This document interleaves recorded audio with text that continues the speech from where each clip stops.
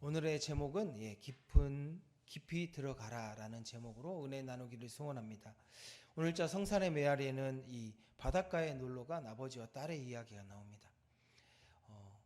베트남에도 어제 이 바닷가에 가셔서 행복하고 이 좋은 시간들 많이 가지셨던데, 딸이 이 아빠와 딸이 갔는데 딸이 이 깊은 바다를 보면서 참 주저하고 있었습니다. 그래서 아빠가 이제 먼저 들어가서 이렇게 바닷물 온도도 체크해보고 깊이도 어느 정도 들어갔을 때 깊이가 어느 정도 되는지 먼저 점검을 했습니다. 그리고 나서 딸을 초대합니다. 바닷가로 들어오라고. 약간 차긴 하지만 그래도 놀기에 괜찮은 것 같다. 따라 들어오너라 라고 얘기를 하는 상황입니다. 딸은 아빠를 신뢰함으로 한 걸음 한 걸음 이 무릎이 닿을 때까지 들어가 봅니다. 들어가 보니까 처음이지만 시원하고 그래도 약간 찬 기운이 있지만 그럼에도 괜찮다라는 마음이 들어서 잘 놀고 있습니다. 그런데 갑자기 아버지가 딸을 들어서 깊은 바다에 풍덩 빠뜨립니다. 딸이 어떻게 했을까요? 울면서 아빠에게 때를 썼을까요? 아니면 이렇게 잘 놀 수 있다니 하며 하루 종일 행복하게 그 바다 안에서 놀았을까요? 네, 여러분이 상상하시는 것처럼 딸은 처음에는 아빠를 원망했습니다. 아니 나를 왜 들어서 바다에 빠뜨렸지? 이렇게 생각하며 원망했습니다. 하지만 그 순간은 그거는 정말 잠깐이었습니다.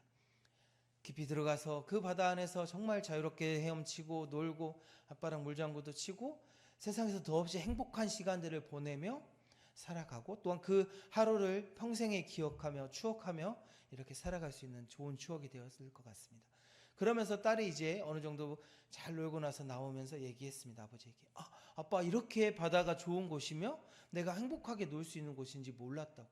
처음에 바다에 왔을 때는 깊어 보이고 들어가면 정말 다시는 못 나올 것 같고 이렇게 어려움과 두려움이 있었지만 막상 들어가 보니까 너무나도 행복하고 내가 물에 뜰 수 있다는 게 민물에서는 조금만 움직이면 바로 가라앉는데 그냥 이렇게 손만 잘 벌리고 몸의 표면적만 넓히면 얼마든지 바다에 떠 있을 수 있는 것처럼 사실 경험해 보지 않으면 알지 못하고 누려보지 못할 이런 상황들 우리의 삶 가운데도 마찬가지인 것 같습니다. 오늘 본문 말씀 잠깐 띄워주시면 감사하겠습니다.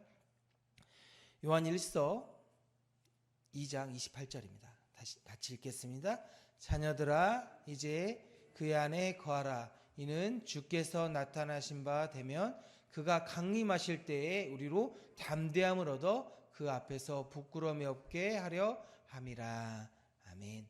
여기 나와 있는 것처럼 예수님은 이 땅 가운데 오셔서 우리가 어떻게 살아야 될지 어떤 어려움 가운데서도 신앙을 어떻게 지키는지 몸소 보여주셨습니다. 그리고 다시 승천하여 올라가시기 전에 분명히 말씀하십니다. 보혜사 성령을 너에게 보내주실 거고 그 성령님이 너의 앞으로의 삶 가운데 도움을 주실 거고 나를 따르는 삶 오직 성령이 너에게 임하시면 권능을 받고 온 유대와 사마리아와 땅끝까지 이르러 내 증인이 되리라. 증인의 삶 처음에 예수님을 믿고 증인의 삶을 사는 건 어려울 수 있습니다. 하지만 어제도 말씀드렸듯이 우리를 지키시는 성령님께서 우리와 동행하시고 그 길을 가게 하신다는 것입니다. 신앙생활도 마찬가지입니다. 처음에 왔을 때 말씀을 읽고 이 말씀대로 될까? 기도한 대로 될까? 두려움도 있고 잘 되지 않을 것 같은 마음도 듭니다. 하지만 하다 보면 처음에 어려울 수 있고 고난 가운데 두려움에 떨 수도 있습니다. 하지만 하나님은 그 두려움 가운데 두지 않으십니다.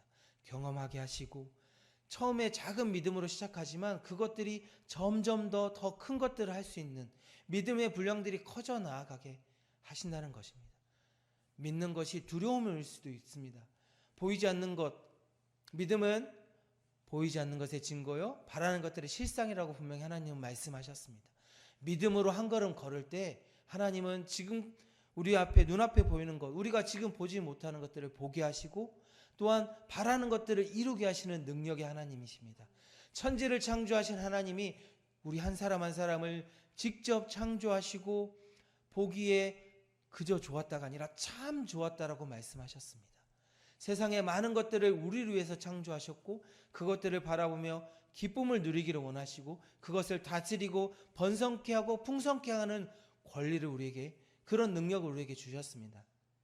하지만 죄가 들어옴으로 우리 안에는 하나님 앞에서 하나님이 주신 것을 누리기보다 주저하게 되고 두려워하게 되는 그런 마음들이 더 많이 들게 되는데, 하나님은 분명히 우리에게 말씀하십니다. 누리라, 들어오라, 주 안에 들어오라. 그러면 너희를 담대케 하고 그리스도께서 다시 이 땅 가운데 재림하실 때에 풍성케 하시고 온전케 하시겠다라고 말씀하십니다. 데살로니가 전서 5장 23절 말씀 같이 읽겠습니다. 평강의 하나님이 친히 너희를 온전히 거룩하게 하시고 또 너희의 온 영과 혼과 몸이 우리 주 예수 그리스도께서 강림하실 때에 흠없게 보존되기를 원하노라. 아멘. 여기 나와 있는 것처럼 우리를 지키시는 분은 하나님이시라고 말씀하십니다.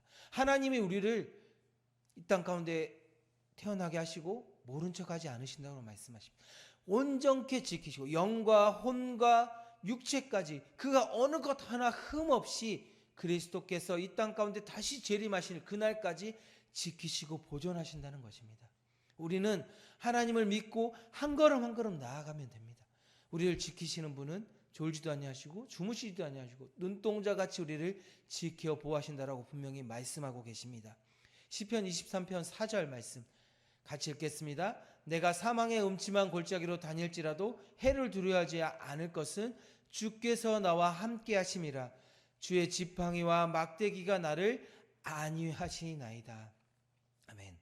여기 나와 있는 것처럼 우리가 어떤 사망의 음침한 골짜기에 있든지 지금 각자의 상황이 어떤 어려움 가운데 있든지 주께서 우리와 함께 하신다는 겁니다.